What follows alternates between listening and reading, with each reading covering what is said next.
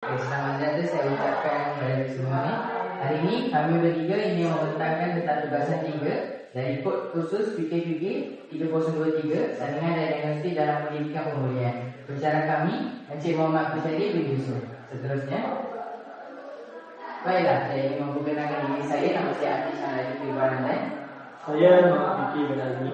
Saya Muhammad Adani bin Muhammad Rafi. Seterusnya, Baiklah, ini adalah isi kandungan yang akan kita bincangkan dalam perkara ini. Yang pertama adalah pentadbiran instrumen, yang kedua adalah keseluruhan instrumen, dan yang ketiga adalah pelaporan dan pentadbiran keputusan instrumen.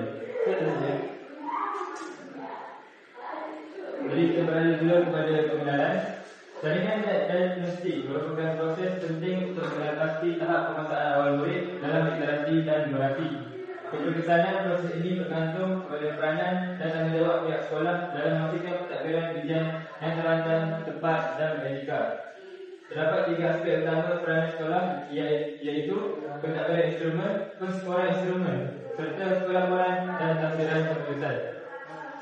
baiklah, saya akan menerangkan tentang pentadbiran instrumen.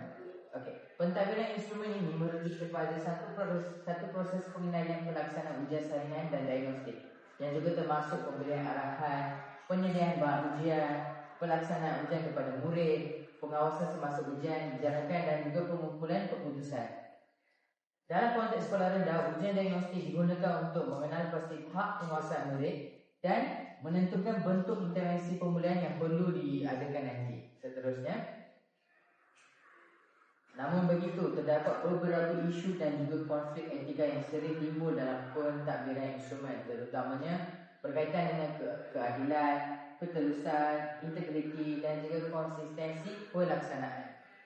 Sebarang kecuaian dalam pentadbiran boleh menyebabkan keputusan ujian yang tidak tepat, bias dan juga tidak mencerminkan kemampuan sebenar seseorang murid tersebut. Seterusnya, baiklah, terdapat beberapa isu dalam pentadbiran instrumen. Yang pertama sekali, arahan dan prosedur yang tidak seragam. Guru yang berbeza memberi arahan yang berbeza, yang menyebabkan keputusan tidak boleh dibanding secara adil. Yang kedua, campur tangan guru yang berlebihan. Ada guru membantu murid menjawab untuk mengelakkan imej sekolah terjejas. Yang ketiga, persekitaran ujian tidak kondusif. Gangguan bunyi, ruang yang sempit ataupun masa yang tidak sesuai menjejaskan prestasi murid untuk semasa menjawab ujian tersebut.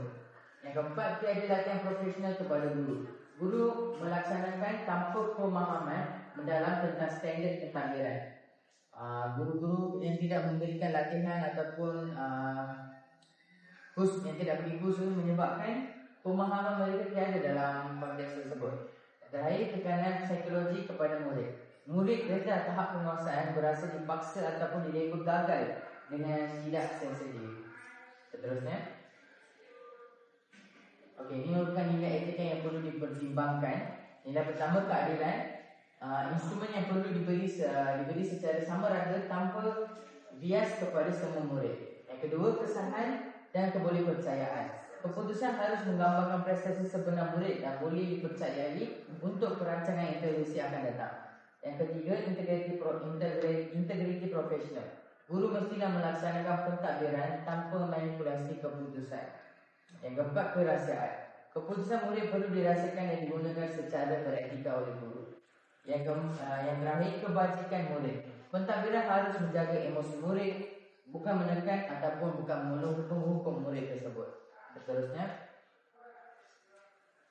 okey, bukti empirikalnya. Menurut kajian oleh Rahim dan Johari pada tahun 2021, pentadbiran instrumen yang tidak standard mengakibatkan perbezaan yang ketara dalam keputusan diagnostik antara sekolah walaupun menggunakan bahan ujian yang sama. Yang tu, kajian Sulong 2020 terhadap murid Linus menunjukkan bahawa 65% murid gagal mencapai skor sebenar kerana suasana pentadbiran ujian tidak kondusif dan guru memberikan bantuan yang tidak sepatutnya.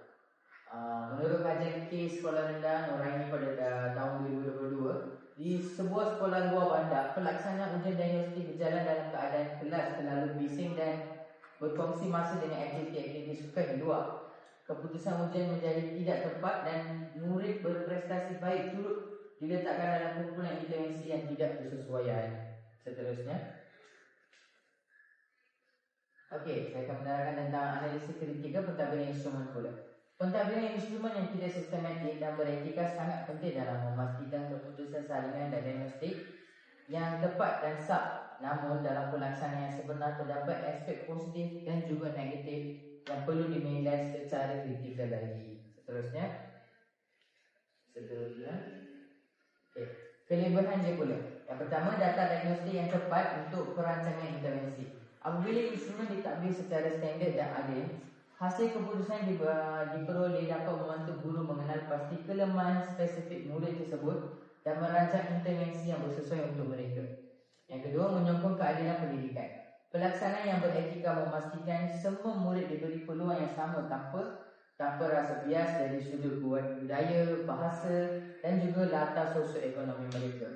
Yang ketiga, meningkatkan profesionalisme guru.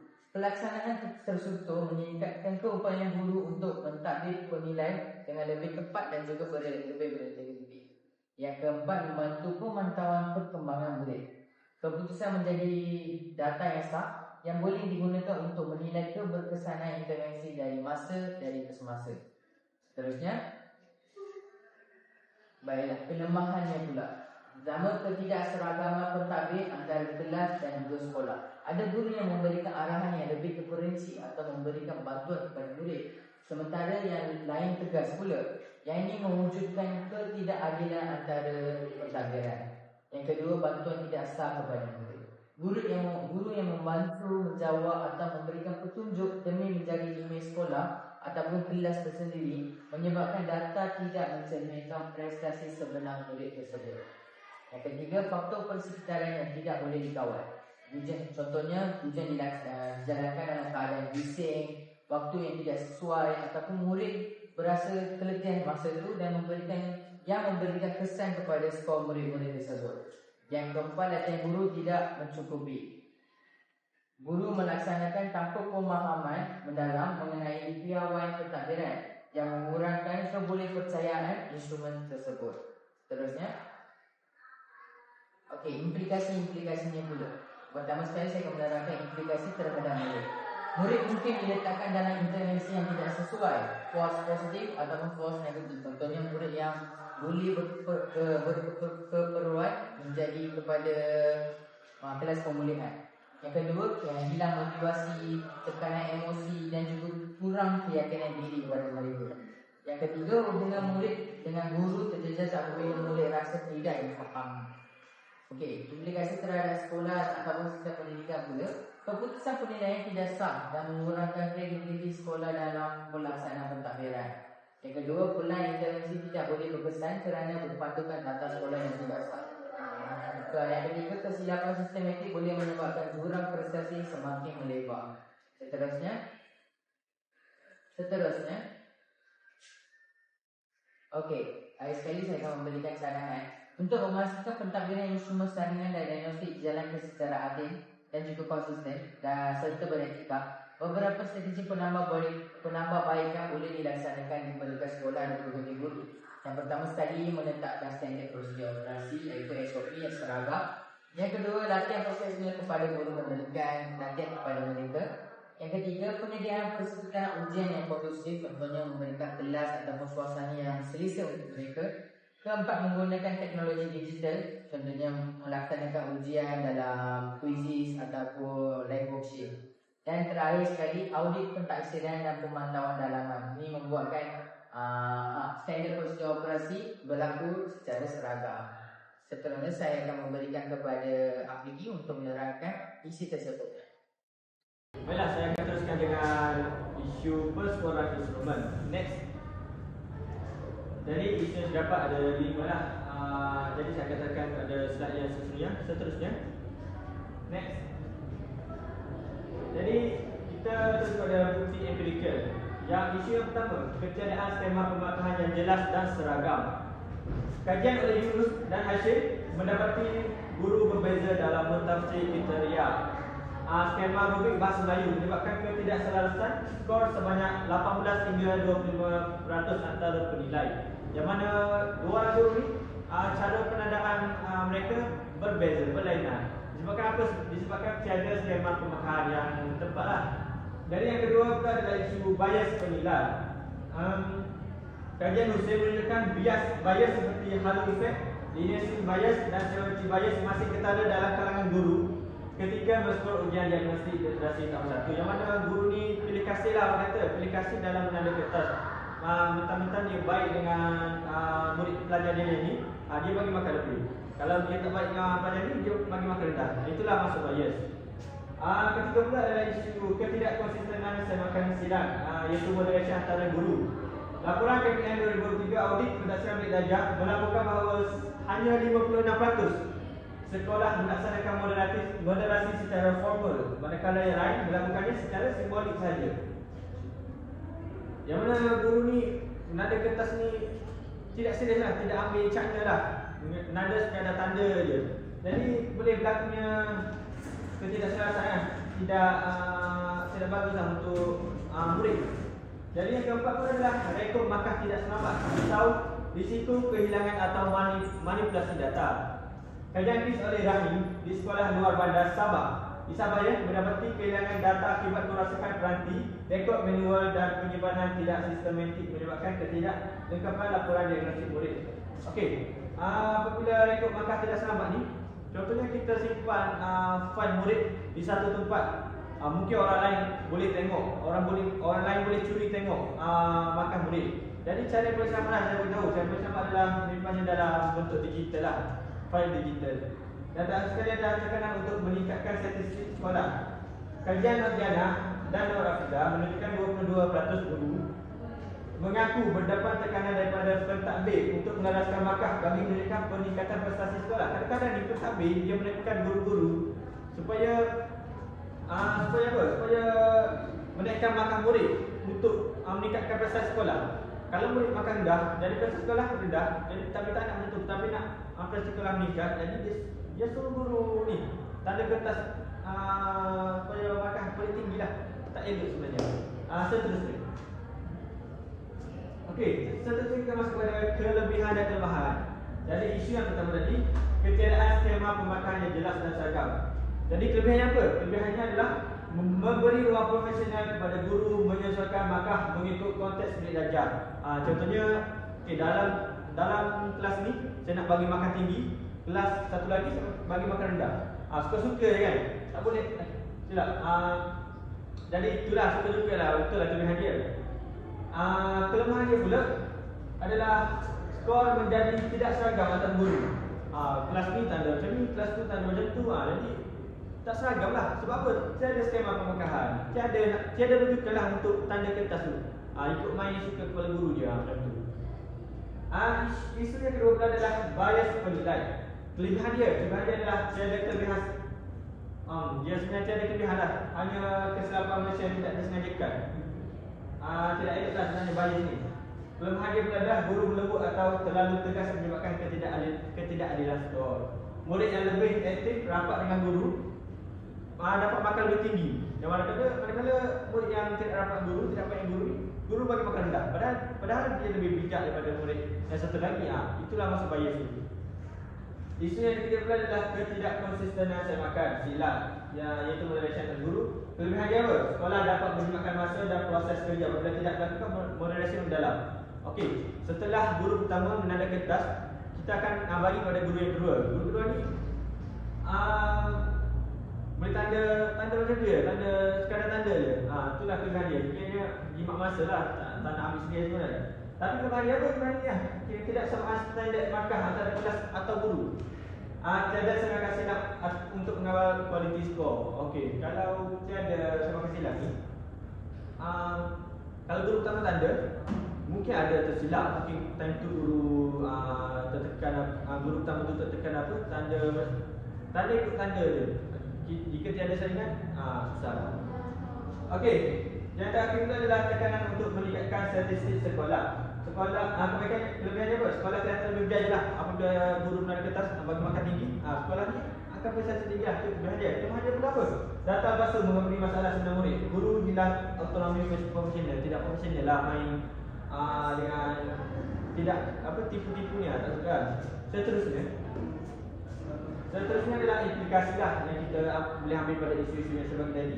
Yang pertama ni, ketiadaan skema, murid mungkin tidak menerima intervensi yang sesuai kerana skor tidak tepat. Menjejaskan integriti keputusan sesaringan. Yang kedua pula adalah bias penilai. Implikasi dia kami adalah ketidakadilan dalam bentukan tahap penguasaan murid. Ya, tidak adillah murid ini baru akan rendah, murid baru akan tinggi. Tak, kita kena nilai untuk potensi murid lah. Intervensi tidak lain berdasarkan data sebenar.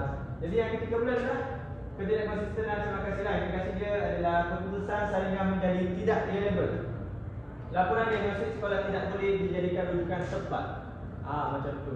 Yang keempat pula adalah rekod markah tidak selamat. Risiko kehilangan antar murid data. Implikasi dia data murid tidak dapat dijejaki untuk intervensi jangka panjang. Kesalahan etika dan salah laku profesional boleh berlaku. Jadi kalau rekod markah hilang, salah kita nak uruskan intervensi pelajar tu tak? Kita rujuk kan? Jadi yang tak sekalian adalah tekanan untuk meningkatkan statistik sekolah. Implikasinya adalah murid tidak menerima intervensi walaupun mempunyai masalah sebenar, menjejaskan kredibiliti sekolah dan KPM. Jadi ini adalah implikasinya. Jadi kita masuk pada cadangan dan penambahbaikan seterusnya. Cadangan dan penambahbaikan. Yang pertama, guru boleh menggunakan skema rubrik nasional atau rubrik sekolah yang lebih terperinci. Menyediakan contoh jawapan angka respon untuk rujukan guru. Jadi perlu sediakanlah skema pemakaran. Yang kedua pula adalah banking, calibration scoring, training dan latihan menggunakan bias penilai.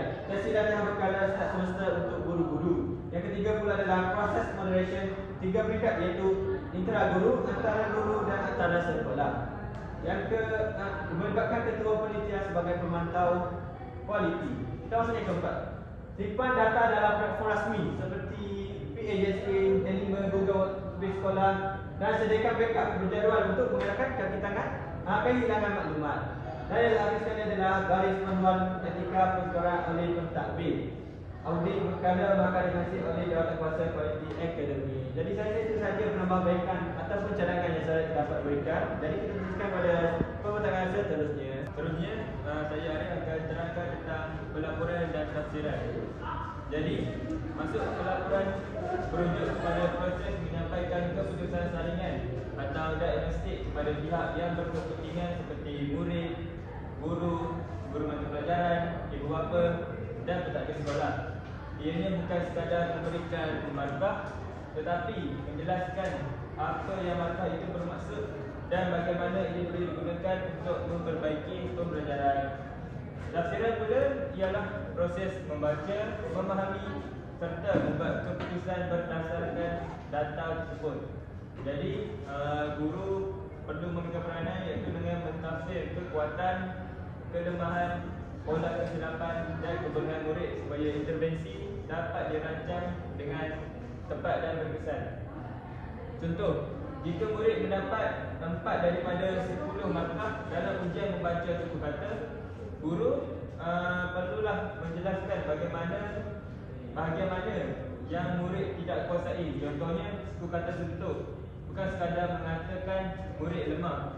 Jadi maksudnya dekat sini, kalau guru dapat kesan bahawa murid itu lemah pada bahagian suku kata tertutup, iaitu KVK dan sebagainya, jadi guru perlu ambil inisiatif ataupun intervensi yang lebih besar kepada murid tersebut, dan bukan sekadar terus memberi kata-kata yang membuatkan murid itu terasa. Contohnya, murid ni lemah lah dan sebagainya. Terusnya, isu dalam pelaporan. Jadi, yang pertama adalah laporan tidak jelas. Didapati bahawa ramai guru hanya menulis perkataan umum seperti lemah, sederhana, perlu intervensi. Dan masalahnya, guru tersebut tidak menjelaskan bahagian mana murid tidak kuasai. Ibu bapa pula tidak dapat membantu kerana maklumat tidak spesifik. Contoh, guru tidak menjelaskan bagaimana murid tidak kuasai dengan memberikan perkataan yang umum seperti lemah dan tidak membantu, sukar memecah bunyi. Ini contoh yang boleh membuatkan ibu bapa boleh memahami apa kelemahan anak mereka. Contohnya adalah sukar memecah bunyi NG dan NY. ini laporan yang jelas. Jadi sebagai guru, kita perlulah mengenal pasti apa masalah yang didapati oleh murid tersebut dengan memberitahu dengan jelas, dengan spesifik apa yang anak-anak mereka lemah, supaya ibu bapa mereka boleh membantu anak-anak mereka dengan cara yang lebih sesuai lah. Jadi seterusnya,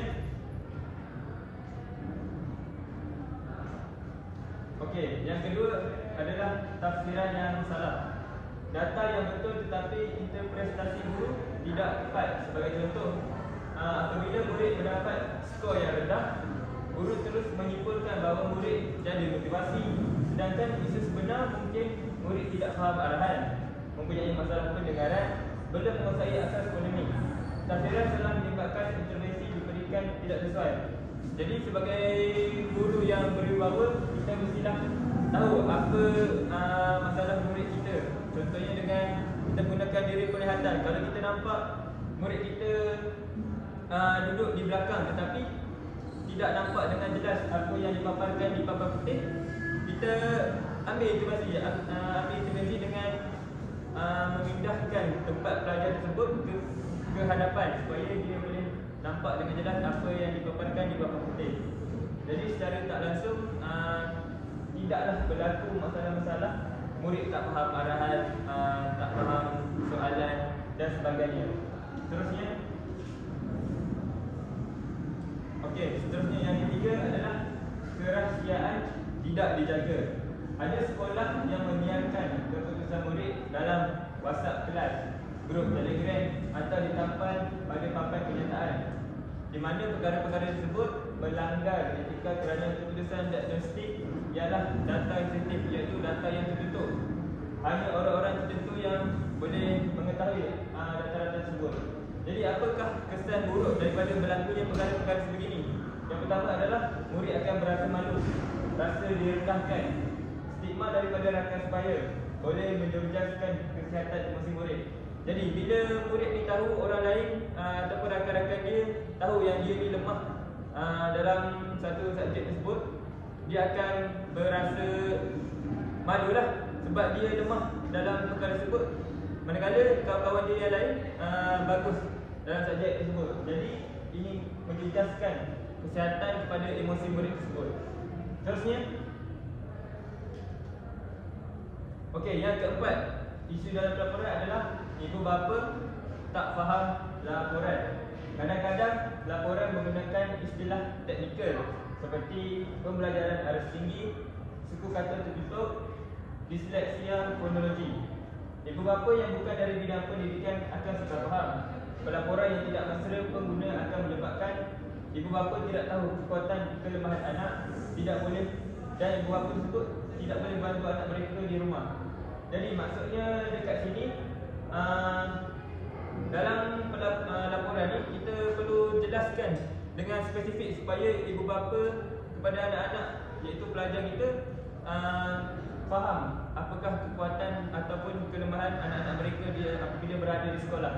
Jadi kalau tak faham, macam mana ibu bapa mereka nak ambil inisiatif untuk membantu anak mereka? Jadi perkara sebegini perlu diubah dan supaya ibu bapa mereka boleh mengambil intervensi ataupun inisiatif yang lebih berkesan untuk membantu anak mereka apabila berada di rumah. Seterusnya, okey, kita beralih pula kepada isu etika. Satu, keputusan murid adalah data sensitif.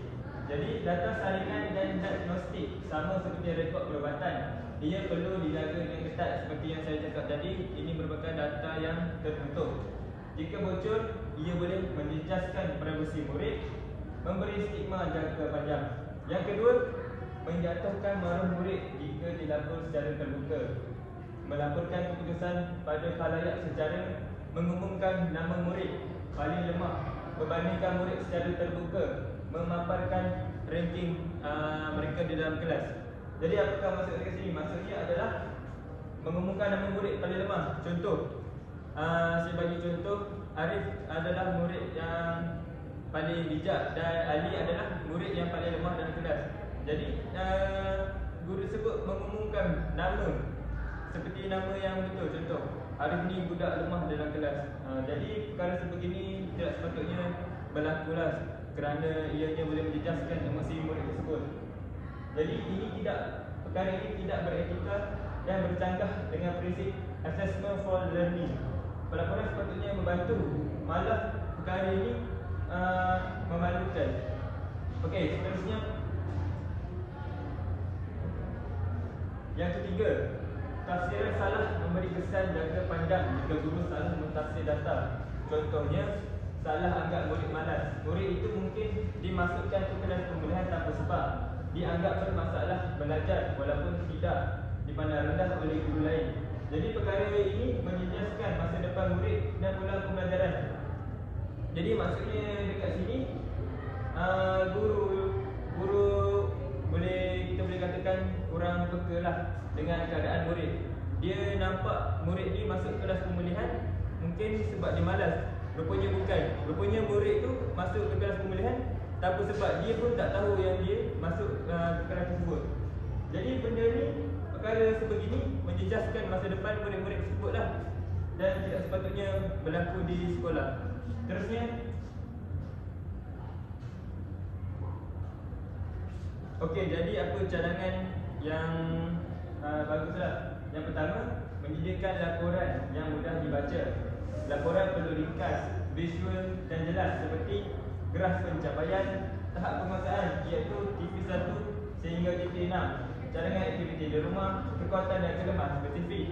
Ini bagi membantu ibu bapa dan murid memahami keadaan sebenar. Yang kedua, taklimat ringkas kepada ibu bapa.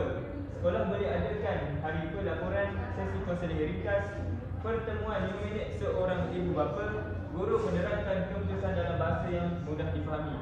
Seterusnya,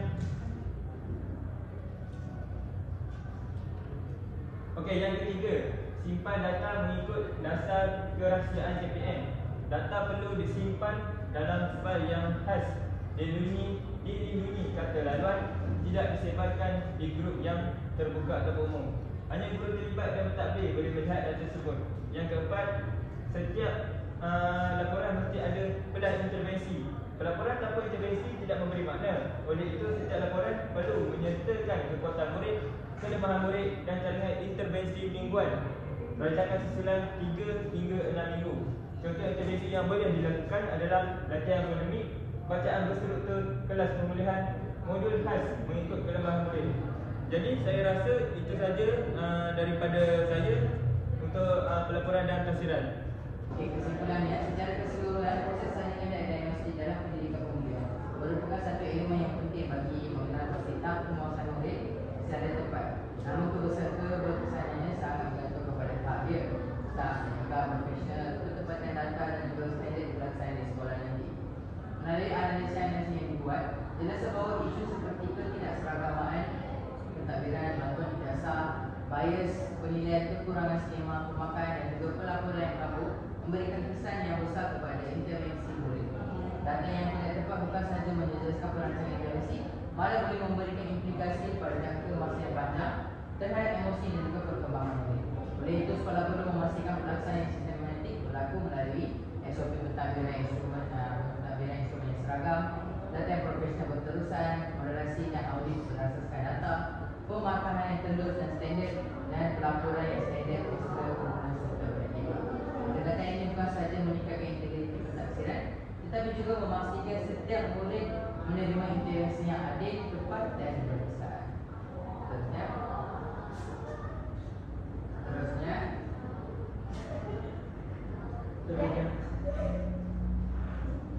okey, ini merupakan sumber rujukan yang kami Jadi ini merupakan sumber rujukan yang kami carilah maklumat yang kami dapat. Jadi untuk sesi kali ini bukan soal jawab.